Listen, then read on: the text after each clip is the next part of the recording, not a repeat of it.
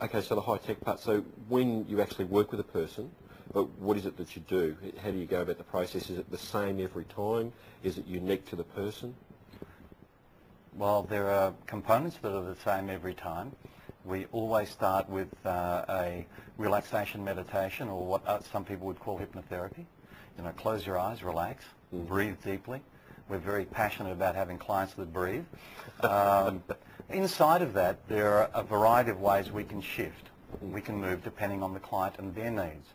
So it's not one size fits all, but the overall package of the tools being used stays the same. And for us, it's irrelevant whether the client wants to give up smoking, is experiencing anorexia or bulimia, wants to give up drugs, drug addictions, depression, anxiety.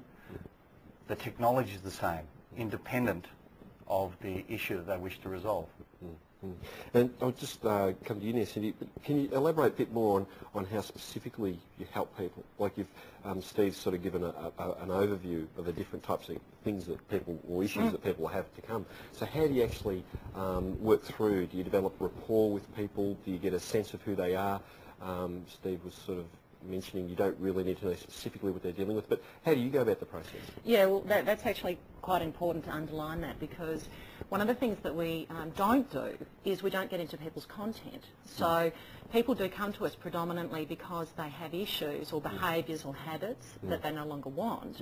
And what we know is that those habits and those behaviours are actually stored at the unconscious level, at the unconscious part of the mind.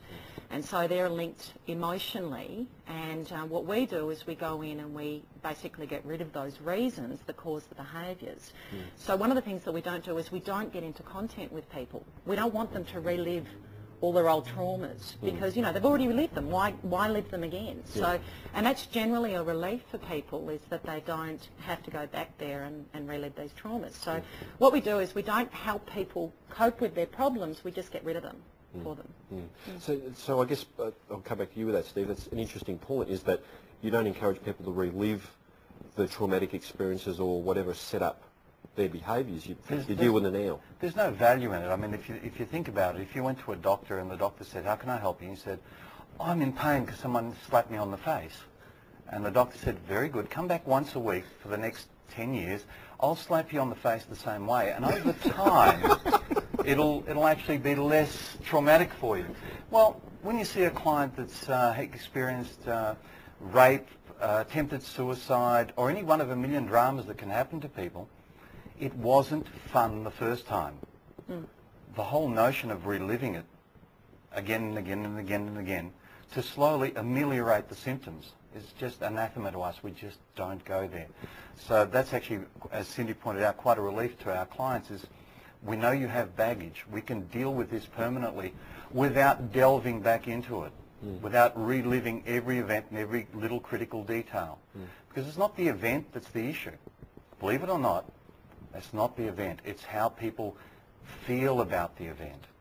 So let's just say they had a relationship breakup.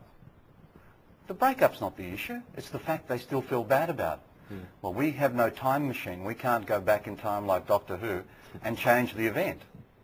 What we can do is change the way they feel about it. So what if the person that was really upset about the breakup left a session with us and thought, well, the breakup stuff happens. Would they be better off? And predominantly the answer is yes. It's not the events that bother people, it's the way they feel about the events that bothers people. And that's the field Cindy and I work in, transforming their relationship to the events permanently.